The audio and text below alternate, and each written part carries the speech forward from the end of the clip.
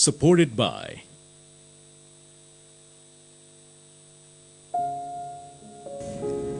Today's Warsaw is no different from any other modern European city.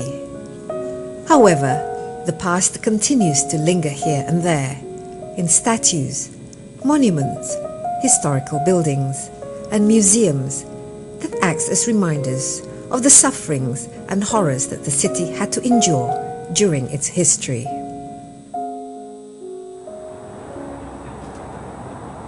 So we're walking toward the old town now. This is basically where it starts. And here on the left we have the monument to the Warsaw Uprising, to which museum we have been earlier. Should we take a closer look? Of course. Patrick, in terms of the significance of Warsaw's history, the uprising was very... It is, I think, if we're talking about, important events, this is the event. Because not only did it create Warsaw as we know it now, because in the wake of the uprising, the whole of Warsaw was destroyed. 95% of the city was razed to the ground, and it had to be rebuilt later on.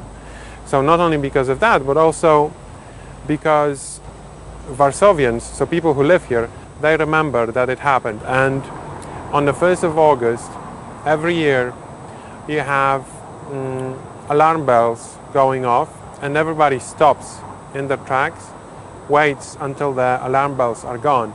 That always happens at 5 p.m. So the time when the uprising started. So every 1st of August? Yes, every year. So people still try to remember? They remember that, yes. So it must leave a scar in their memory? It does leave a scar, and it's still discussed whether it was a good thing to go to war against the retreating Germans or not. But what we have to know and remember is that those people have fought, maybe for wrong reasons, maybe for good reasons, but they have fought for a free Poland.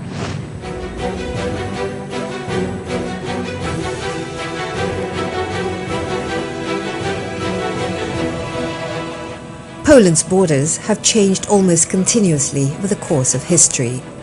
The origins of the Polish nation go back to the 10th century, when Slav tribes living in the area of Gniezno united together under the Piast dynasty, which then ruled Poland until 1370. In 1795, Poland was wiped off the map of Europe altogether for more than 100 years after being partitioned by Russia, Prussia and Austria because of its political and military weakness at the time. It was not until 1918 that Poland finally regained its sovereignty.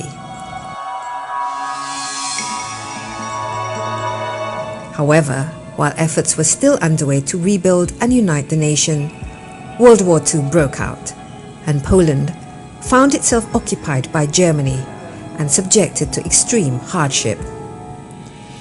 Millions of Poles were killed, and under Hitler's pogrom, the country's almost entire Jewish population was exterminated.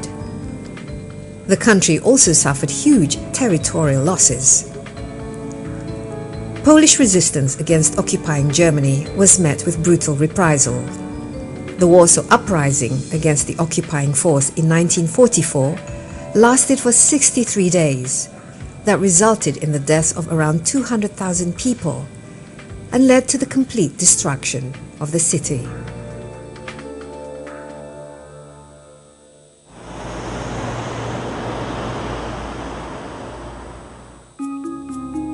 Of the 6 million Jews that perished in the Holocaust, half were Polish Jews, or about 90% of the whole Jewish population in Poland, making Poland a country that lost the highest percentage of its citizens during World War II.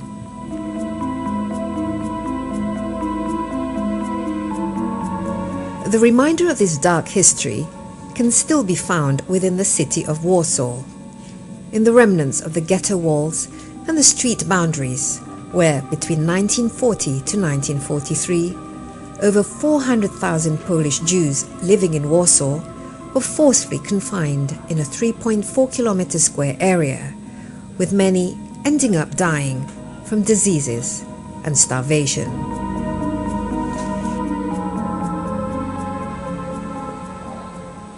So this is actually part of the old ghetto wall, so it dates back to World War II.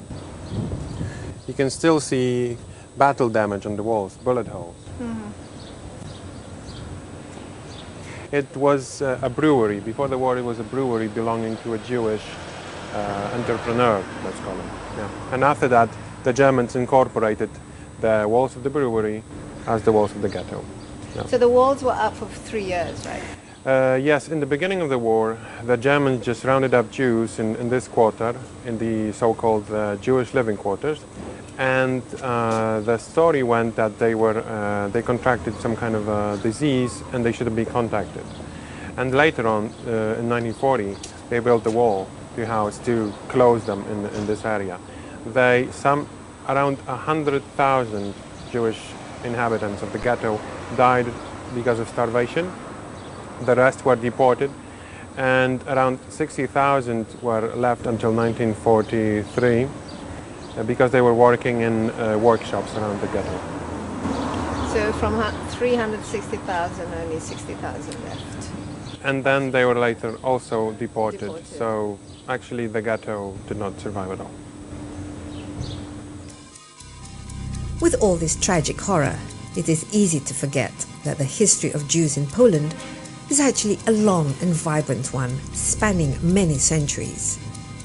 Because of this, a recently built Museum of the History of Polish Jews plans to capture the story of these people that had once flourished in Poland for 1,000 years, celebrating not their deaths, but their lives.